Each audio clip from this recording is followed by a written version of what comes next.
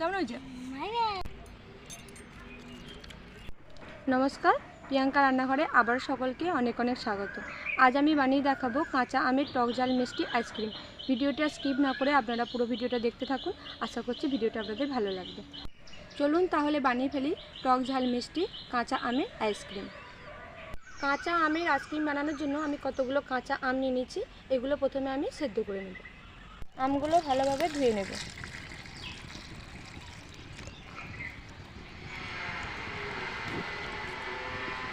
উনুন জ্বলে গেছে, এবার কড়াইটা বসিয়ে দেব। কড়াই দিয়ে দেবো অল্প একটু জল। আমগুলো জলের মধ্যে দিয়ে দেব।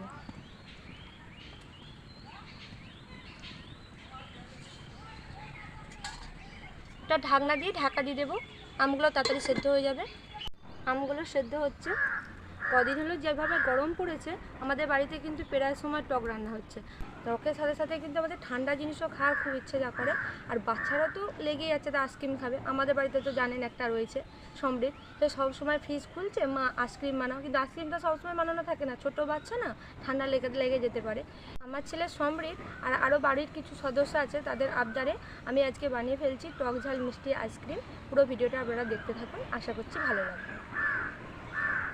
10 মিনিট মতো কাঁচা আমটা আমি ভালোভাবে সিদ্ধ করে নিয়েছি। এর মধ্যে আমি কিন্তু আমটা একবার উল্টে দিয়েছিলাম, সেটা আপনাদেরকে দেখানো হয়নি। এবার এগুলো আমি তুলে নেব। একবার আপনাদেরকে দেখিয়ে দিচ্ছি, এভাবে কেটে দেখে নেবেন যদি সেদ্ধ হয়ে যায়। এই দেখুন, ভেতরে কিন্তু খুব সহজেই ঢুকে গেল। এবার এগুলো আমি তুলে নেব, এগুলো সেদ্ধ হয়ে গেছে।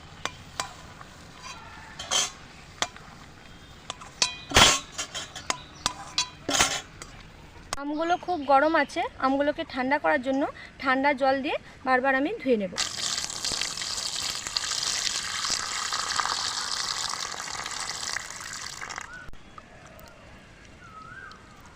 আমগুলো বারবার জল দিয়ে ঠান্ডা করে নিয়েছি। এবার এগুলো আমি ছাড়িয়ে নেব।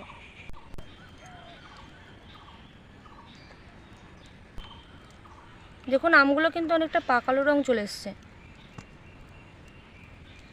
আমের ছালগুলো আমি ছাড়িয়ে নিয়েছি। এবার এর মধ্যে আমি 3 কাপ জল দিয়ে দেব।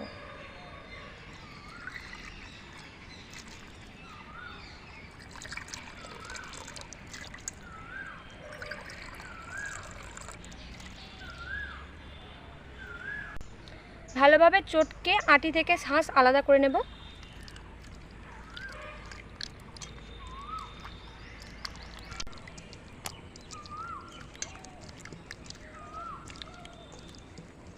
আমের শাঁস আমি ভালোভাবে বের করে নিচ্ছি। এবার আটিগুলো আমি ফেলে দেব।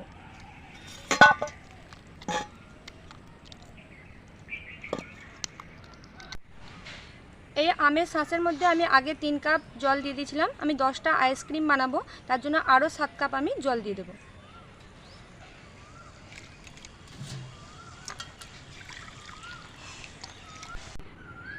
আবারও কড়া বসিয়ে নিয়েছি। এবার আমের শাঁসটা এবার এর মধ্যে দিয়ে দেব।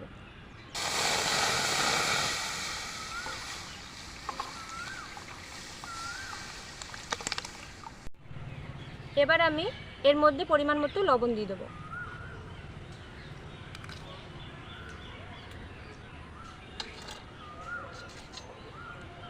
আমটা টক না মিষ্টি তার উপর নির্ভর করবে মিষ্টিটা আমি কতটা দেবো। আমি আমার পরিমাণ মতো মিষ্টিটা ব্যবহার করছি, আপনারা আপনাদের পরিমাণ মতো মিষ্টি ব্যবহার করবেন। দিয়ে দেবো চিনি। আমটা একটু টক আছে, তাই আমি চিনি পরিমাণটা একটু বেশি দিয়ে দিলাম। কাঁচা আমের টক ঝাল মিষ্টি আইসক্রিম বানানোর জন্য আমি 4 প্যাকেট সরমলা নিয়ে নিয়েছি। এই সরমলাগুলো কেটে নেব আর তারপর এর মধ্যে আমি দিয়ে দেবো। সরমলাগুলো কেটে নিয়েছি, এবার এর মধ্যে আমি দিয়ে দেব। যেহেতু আমি কাঁচা আমের আইসক্রিম বানাচ্ছি, তার জন্য এখানে অল্প একটু গ্রিন ফুড কালার আমি দিয়ে দেব। এটা সম্পূর্ণ অপশনাল, আপনারা নাও ব্যবহার করতে পারেন।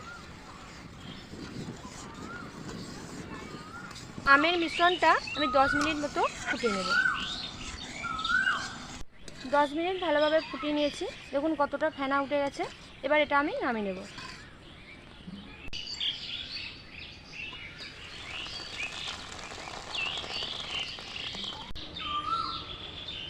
আমের মিশ্রণটা এবার আমি ঠান্ডা করে নেব। এবার আমি একটা আইসক্রিমের মল্ড নিয়ে নিয়েছি, এই মল্ডের মধ্যে আমি আমের মিশ্রণটা ঢেলে দেব।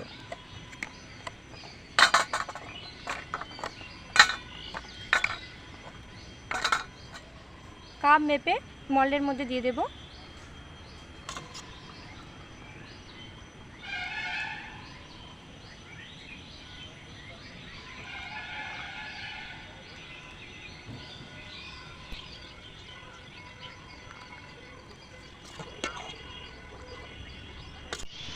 সবগুলিতে আমি আমের মিশ্রণ ভালোভাবে দিয়ে দিয়েছি। এবার এই কাপগুলো দিয়ে আমি ঢাকা দিয়ে দেব। মল্ডের সব ঢাকনাগুলো আমি লাগিয়ে নিয়েছি। এবার এর মধ্যে আমি কিছু আইসক্রিমের কাঠি দিয়ে দেব।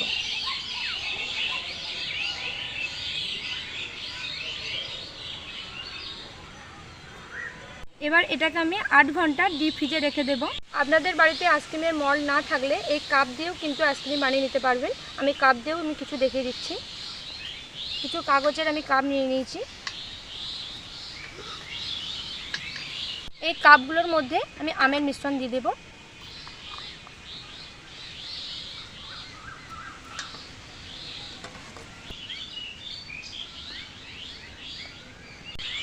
এবার কিছু আমি সিলভার কোটেড কাগজ নিয়ে নিয়েছি, এগুলো আমি এর মধ্যে মুড়ে নেব।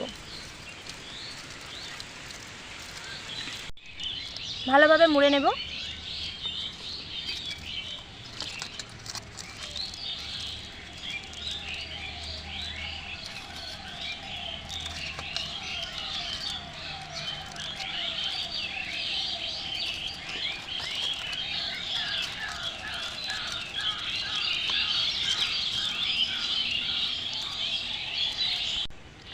আইসক্রিমের কাঠিগুলো যাতে দেওয়া যায় তার জন্য আমি একটা ছুরি নিয়ে নিচ্ছি। ছুরি দিয়ে আমি এগুলো ছিদ্র করে নেব মাঝখানটা।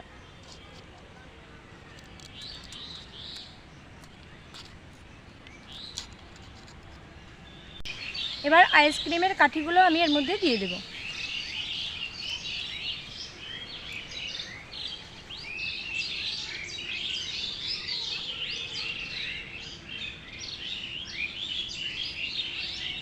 এবার এগুলোকে ডিপ ফ্রিজে আমি 8 ঘন্টা রেখে দেব।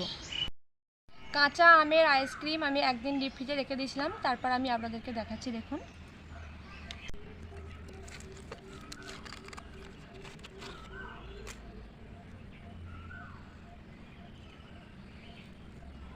আস্তে আস্তে ঘুরিয়ে এটা খুলে নেব। এই দেখুন কত সুন্দর উঠে গেল। খাবে? না,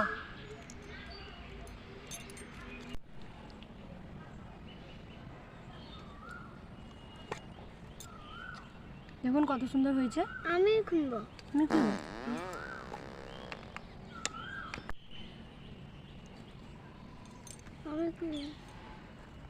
আমি খুলবো। হ্যাঁ, খোল খোল খোল। না আমি খুলবো। না না, ধরো, রাখো।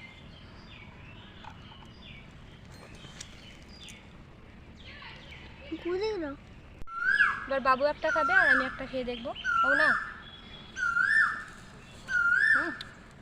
বগঝাল মিষ্টি আপনারা বানাবেন কিন্তু বাড়িতে।